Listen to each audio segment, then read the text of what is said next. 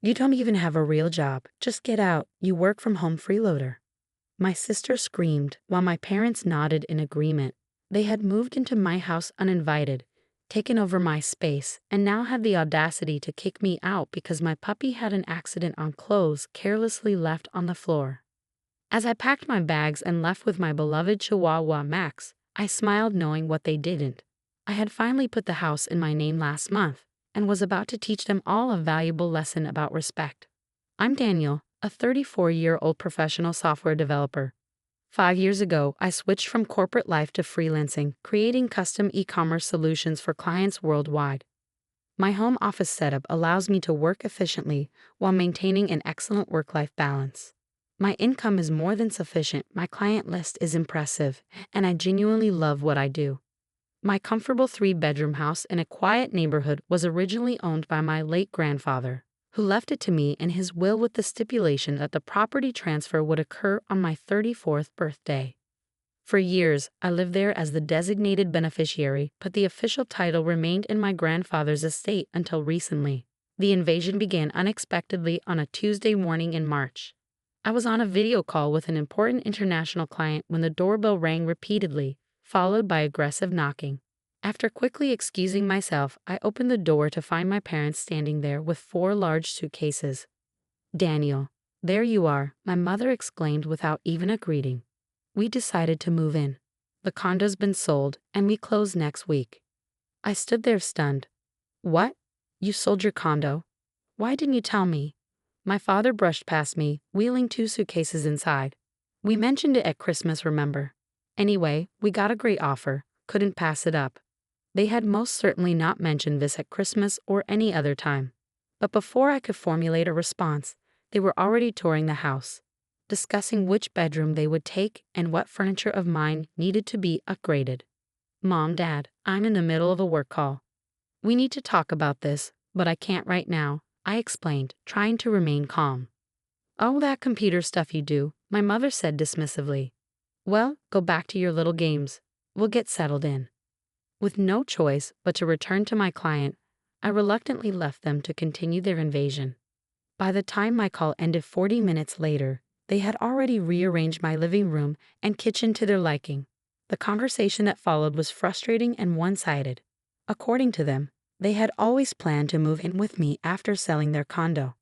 In their minds, since the house technically still belonged to my grandfather's estate at that time, they had just as much right to live there as I did, despite the fact that I had been the sole occupant for 5 years and my grandfather so clearly stated his intentions. "We're your parents, Daniel. You can't just leave us homeless," my mother said tearfully when I suggested they should have discussed this with me first. "You have all this space just for yourself. It's selfish," my father added.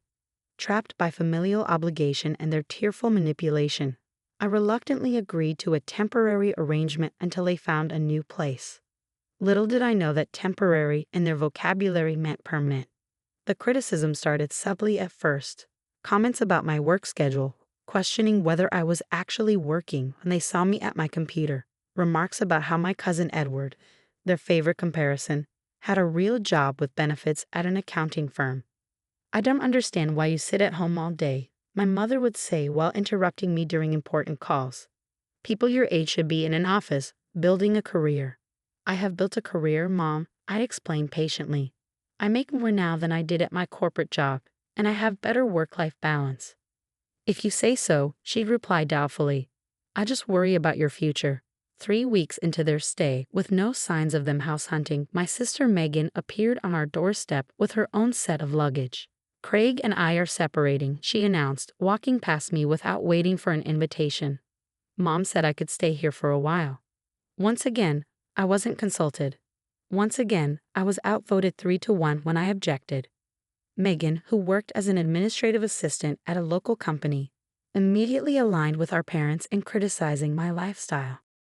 "Must be nice to roll out of bed and call it going to work," she'd sneer as I headed to my home office at 7 a.m., earlier than she left for her job. "At least I have a real job where people can see me working," she'd say at dinner, despite the fact that I earned considerably more than she did. My attempts to explain the nature of remote work fell on deaf ears. In their minds, if I wasn't commuting to an office building, I wasn't really working. I was playing on the computer. 2 months into this unwanted cohabitation, my mental health was suffering. My once peaceful home had become a constant source of stress. My work productivity was declining due to frequent interruptions and the general tension in the house. That's when my friend Lisa called with an unexpected opportunity. Her family's Chihuahua had just had puppies, and she knew I'd always wanted a dog. "They're ready for homes now," she said. "There's a little black one with the sweetest personality. I think he'd be perfect for you." In a moment of impulse, perhaps seeking some companionship that wouldn't criticize me, I agreed. Max entered my life the next day, a tiny bundle of energy and unconditional love. My family's reaction was predictably negative. "You brought a dog into the house without asking us?" my mother exclaimed, as if it wasn't actually my house. "Dogs smell," my father complained. "And who's going to clean up after it?" "I will," I assured them. "Max is my responsibility. I'll take care of everything." "You can barely take care of yourself," Megan muttered. "This is so typical of you, making impulsive decisions." Despite their initial objections, Max's charm proved difficult to resist. Within days, I'd catch my mother sneaking him treats and my father letting him curl up on his lap during evening TV. Even Megan would play with him when she thought no one was watching. For a brief while, Max seemed to bring a truce to our household, but the peace was short-lived. The incident occurred on a Friday afternoon. I had stepped out to pick up a prescription, leaving Max at home. I asked Megan to keep an eye on him since she was home from work early that day. When I returned, the house was in chaos. Megan was screaming, holding a blouse that had apparently been on her bedroom floor. Max had had an accident on it, a relatively minor issue that could be solved with a simple wash. "Your stupid dog ruined my new blouse," she shrieked when I walked in. "You need to pay for this." "If you had watched him like I asked, or if you hadn't left your clothes on the floor, this wouldn't have happened," I replied, trying to remain calm. "How dare you blame me? This is all because you don't train your dog properly." My parents quickly joined the fray, taking Megan's side. "This is why pets are a responsibility you weren't ready for," my father lectured. "If you can't control that animal, it needs to go," my mother added. The argument escalated, with all three of them hurling insults not just about Max, but about my career, my lifestyle, and my character. "You don't even contribute anything to this household," Megan shouted, conveniently forgetting that I paid all the utilities and groceries. "We don't need you anymore," she continued, her face red with anger. "Get out, you work from home freeloader." My parents, instead of calming the situation, joined in. "That's right, Daniel. Maybe you should leave if you can't be respectful." Something inside me snapped. After months of intrusion, criticism, and disrespect, all while living in my home, this was the final straw. "Fine," I said quietly. "If that's how you feel, I'll leave." Their expressions showed momentary surprise. They hadn't expected me to agree so readily, but that surprise would be nothing compared to what was coming. I packed a suitcase with essentials, gathered Max's supplies, and calmly walked out. I checked into a pet-friendly hotel and made a few important phone calls. First to my lawyer, confirming what I already knew. As the legal owner of the house, the title had finally transferred to me on my birthday the previous month. I had every right to decide who lived there. Second, to a property management company I'd researched weeks ago when I first started contemplating an exit strategy. 3 days later, Megan called in a panic. "Daniel, what is going on?" "Some company left an eviction notice saying we have to vacate the property in 30 days. "Yes, that's correct," I replied calmly. But they said the owner is selling the house." "How can that happen?" "Grandpa's estate." "The house isn't in Grandpa's estate anymore, Megan. It was transferred to me last month, just as his will specified would happen on my 34th birthday. I am the legal owner, and yes, I've decided to sell it." The silence on the other end was deeply satisfying. You can't do this," she finally stammered. "We have nowhere to go."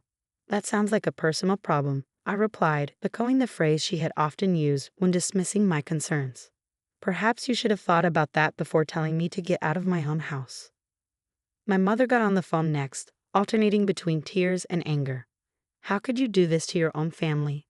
The same family that moved into my home without proper discussion, criticized my career daily, and then kicked me and my dog out. That family? My father tried threats about family lawyers and inheritance, but we both knew they had no legal ground to stand on. In the end, they had no choice but to leave. My parents moved into a small apartment that strained their retirement budget. Megan, unable to afford a place of her own, had to move in with a friend from work, sleeping on a couch and paying whatever rent she could manage with her real job. The new beginning. I didn't sell the house after all. Once they were gone, I moved back in, had it thoroughly cleaned, and reclaimed my space. I made a few renovations, including converting one bedroom into a dedicated office with soundproofing and another into a guest room that would never be available to certain family members. Max thrived in the peaceful environment, quickly becoming fully house-trained without the stress and inconsistency of my family's presence. My business flourished too. Without constant interruptions and criticism, I secured several new clients and expanded my services. My parents and Megan eventually reached out with reluctant apologies, clearly hoping to repair the relationship enough to potentially move back in someday. I maintained polite but distant contact, making it clear that while I was open to gradually rebuilding our relationship, cohabitation was permanently off the table. But we're family, my mother protested during a carefully controlled coffee meeting 3 months later. Yes, we are, I agreed, and families should respect each other's boundaries, careers, and life choices. When you're ready to do that, we can work on being a family again. As I drive home from these occasional family meetings, Max always greets me at the door with unbridled enthusiasm. No criticism, no judgment, just pure joy. Sometimes the smallest companions provide the greatest lessons about what truly matters: respect, appreciation, and unconditional support. In the end, the house that became a battleground has transformed back into a home, on my terms. And if there's one thing this experience taught me, it's that standing up for yourself isn't just about asserting ownership of physical property. It's about claiming the right to live your life according to your own values, free from those who would diminish your choices. Max seems to agree. He has a particular way of tilting his head whenever I tell him, "We did the right thing, buddy." I like to think it's his way of saying, "Of course we did. Now, how about that walk you promised?"